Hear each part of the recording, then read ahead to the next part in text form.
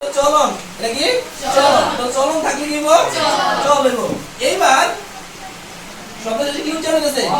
on on হলে কি দা on তো এবার আসো ধরে আনে কি আছে প্রথমে কি আছে চলন তো কি আছে রে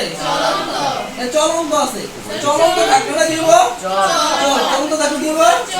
চল এইবার নয় তো থাকলে না কি হয় কয় তো থাকলে কি হয় কয় তো তোমার কি তাহলে কি কি কথা কি বুঝতে পারছি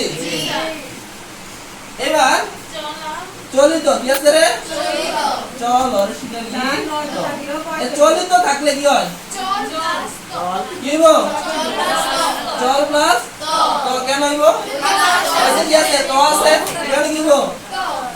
তাহলে এখন দেখো আমার প্রথম শর্ত কিটা ওই যে প্রথম তিনটা শিক্ষা লাগি লাস্টের তিনটা শিখছি মানে কোন সঠিক পারতাছি না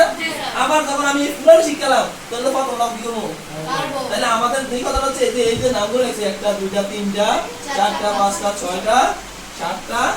আটটা কোনটা নিচে লিখছিলাম এটা আটটা লিখছি মানে কোনটা শিখা লাইছি প্রথম অংশটা কোন অংশটা প্রথম অংশটা আর শেষের অংশের জন্য যদি অন থাকে তাহলে কি হবে অন যদি শয়ত হয়তো আমি কি এগুলা থাকে তাহলে কি হবো মনে রাখবো আমি এখন কি বলছিলাম যদি মান থাকে কি থাকে মান থাকে তাহলে কি হবো সাধারণ অথবা কথা ক্লিয়ার বন্ধু করে